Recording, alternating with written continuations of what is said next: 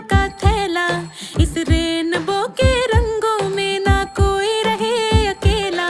अरे स्कूल तक भी जाने की चिंता को कहो बाय बाय, यूं घर में लगेगा भैया अब तो दुनिया भर का मेला।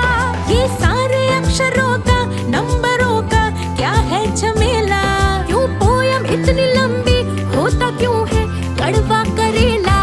अपनी कहानी जो जी चाहे वो लिखे, ओहो स्कूल टीवी से अब समझे और सीखे। सपनों के बादल में उड़ जाए,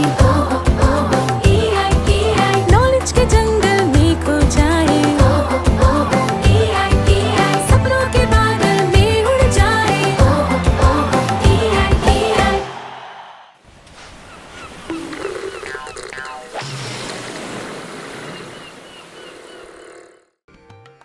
भारत के महान शासकों की श्रृंखला में आज हम बात करेंगे ताराबाई की, जो मराठा शासक थी 1701 से लेके 1761 तक। बहुत कम लोगों ने ताराबाई का नाम सुना होगा, पर उनका इतिहास में एक खास महत्व है, क्योंकि जब मराठा राज बिखरने को था और औरंगजेब लगातार आक्रमण कर रहा था, तब ताराबाई ने ही उसको बचा के रखा, जिससे कि अगली शताब्दी में वो फिर पूरे भारत पे मराठा राज्य स्थापित हुआ। मराठा राज्य की नींव रखी थी छत्रपति शिवाजी महाराज ने। उन्होंने अपनी छोटे से एक जागीरदारी से बढ़ा के महाराष्ट्र का एक अच्छा भाग अपने राज्य में शामिल कर लिया था। उनकी मृत्यु हुई 1680 में। उसके बाद राजा बने संभाजी, उनके बड़े पुत्र संभाजी। उस समय मराठाओं की मुगलों से लड़ाई चलती रहती थी। औरंगजेब उस वक्त मुगल सम्राट थे और वो दक्षिण में आए फतेह करने के लिए बीजापुर और गोलकुंडा, जो पुराने दो बड़े राज्य थे, जो उन्होंने 1687 तक फतेह कर लिए। अब वो मुड़े मराठाओं की तरफ। मुगल सेना और मुगलों की शक्ति का एक अंदाज लगाइए। औरंगजेब के पास लाखों सैनिक थे। जो उनका खेमा होता था उसको अगर मापें तो 30 मील तक उनका खेमा फैला रहता था। मुगल सेना का खेमा बकायदा एक पूरा शहर था। इसके खिलाफ मराठा सैनिक कम थे, पर वो छिप के पहाड़ों में और जंगलों में उन पे हमला करते थे। 1689 में संभाजी औरंगजेब के द्वारा पकड़े गए।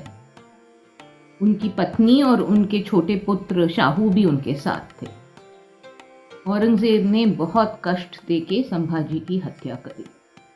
तब तक जो मराठा थे उन्होंने शिवाजी के दूसरे पुत्र राजा राम को राजा घोषित कर दिया।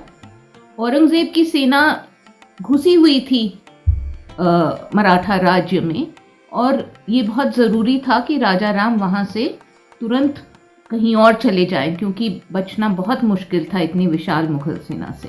राजा राम ने अपना भेष बदला और एक साधु के रूप में कर्नाटक से होते हुए वे जिंजी के किले में पहुँचे। जिंजी का किला तमिलनाडु में है और उसको माना जाता है कि वो एकदम अभेद्य है, उसको कोई फतेह नहीं कर सकता। तो राजा राम वहाँ कई साल तक बचे रहे, हालांकि मुगलों ने उनको घेरा हुआ था। तो राजा राम की पत्नी थी ताराबाई। ताराबाई राजा राम की पत्नी थी और वो भी उनके साथ जिंजी के किले में थी। अब ताराबाई को बहुत शौक था, उन्होंने बहुत शिक्षा प्राप्त करी राजकाज की, कैसे, और शिवाजी की कहानियाँ, और रोज वो देखती थी क्या हो रहा है। तो इस दौरान औरंगजेब खुद मराठाओं के राज्य को फतेह करने की पूरी कोशिश कर रहे थे, पर मराठा सैनिक जंगलों और किलों में छिप के उन पे बार बार हमला कर रहे थे और वो औरंगजेब ठीक से फतेह नहीं कर पा रहे थे। तो ये सब चीज़ें राजा राम जिंजी के किले में बैठ के इसी तरह इसको चला रहे थे, ये जो रेजिस्टेंस थी औरंगजेब के खिलाफ। 1700 में, आप सोचिए 10 साल ये लड़ाई चलती रही।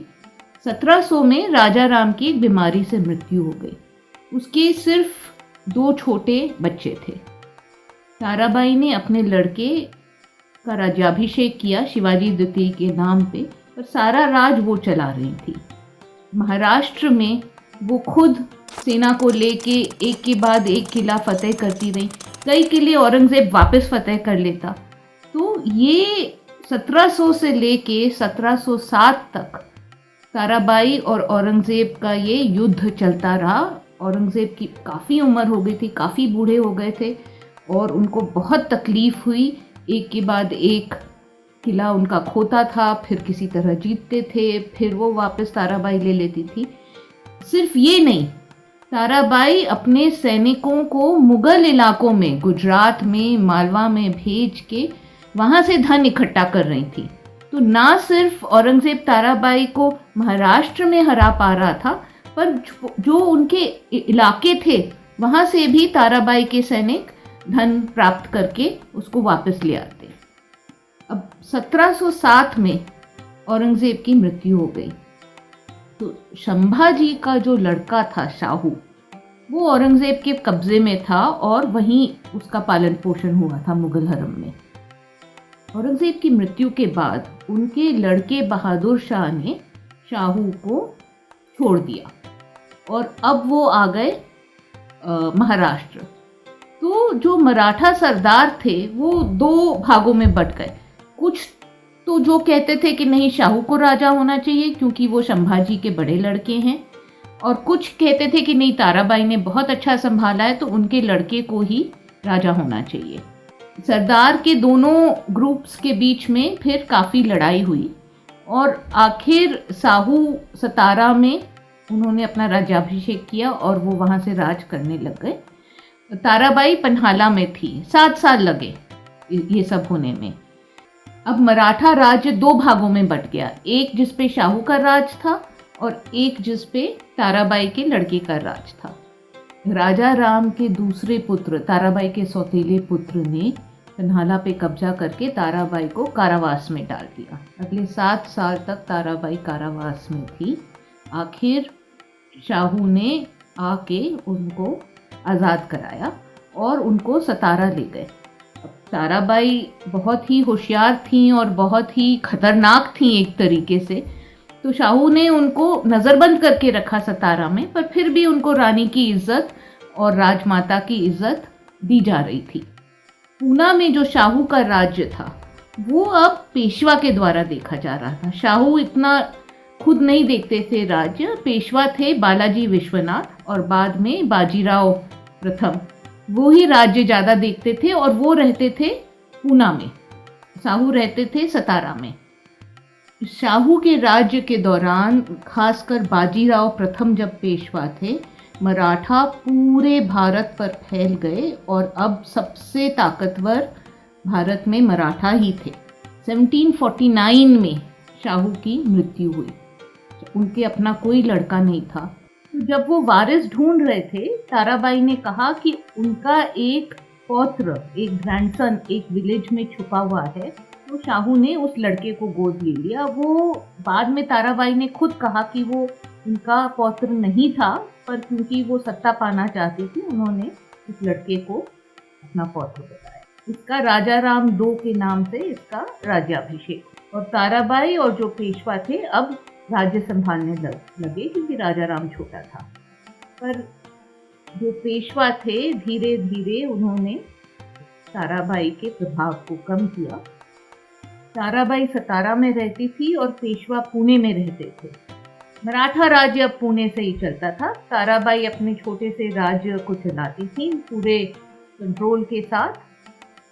1761 में जब मराठाओं की पानीपत में बहुत भयंकर हार हुई, तीसरे युद्ध, पानीपत के तीसरे युद्ध में, ताराबाई की मृत्यु उसके थोड़े दिन बाद ही हुई। तो ये एक अद्भुत महिला थी। उन्होंने अपने जीवन काल में उन्होंने मराठाओं का उत्थान भी देखा, उनका भारत पे पूरा कंट्रोल भी देखा और उनका बहुत भयंकर उनकी जो क्षति हुई थी पानीपत में, वो भी अपने सामने देखी। अगर ये ताराबाई नहीं होती तो हो सकता है कि 1700 में मराठा राज्य नष्ट हो जाता और जो मुगल साम्राज्य कमजोर हुआ और खत्म हुआ अगले 100 साल में मराठाओं के जोर से, वो नहीं होता। जो भारत का इतिहास है, ये मुमकिन है कि ये एक कोई दूसरी ही दिशा ले लेता। हमारे भारतीय इतिहास में ताराबाई का बहुत बड़ा स्थान है। मैं आपको एक प्रोजेक्ट देना चाहूँगी। जो मराठा थे, उनकी युद्ध कला और उनके प्रशिक्षण के बहुत ही अलग तरीके थे। कुछ बहुत मशहूर हैं, जैसे कि प्रशिक्षण में लेजिम यूज़ करते, मल्लखंब यूज़ करते, और उनकी लड़ाई में जो महिलाएं थीं वो एक मर्दानी खेल करके खास तरीका सीखती। तो प्रोजेक्ट ये है कि आप हमें बताएं कि मराठाओं की युद्ध कला में क्या खास था और उनके प्रशिक्षण में क्या खास था। आप सभी बच्चों से यह अनुरोध है कि आप भी इस प्रतियोगिता में हिस्सा लीजिए और अपनी एंट्रीज को हमारे पास भेजिए। आप अपनी एंट्रीज हमें 3 तरीकों से पहुंचा सकते हैं। पहला, व्हाट्सएप द्वारा इस नंबर पर भेज सकते हैं। नंबर है 9321961744 9321961744।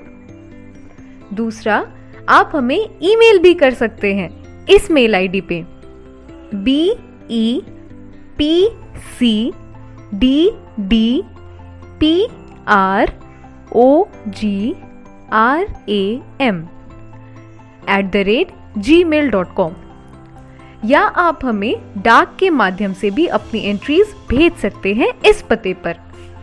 गुणवत्ता संभाग, बिहार शिक्षा परियोजना परिषद, शिक्षा भवन, राष्ट्रभाषा परिषद परिसर, सैदपुर, राजेंद्र नगर, पटना 800004। बच्चों, आपको अपनी एंट्रीज हमें इस प्रारूप में भेजनी है। सबसे पहले विद्यार्थी का नाम, फिर विद्यालय का नाम, उसके बाद कक्षा और एकदम अंत में जिला। इस तरह से लिखकर आप अपनी एंट्रीज हम तक पहुंचा सकते हैं। और याद रखें, आप हमें अपनी एंट्रीज आने वाले शुक्रवार शाम 6 बजे तक ही भेज सकते हैं। धन्यवाद।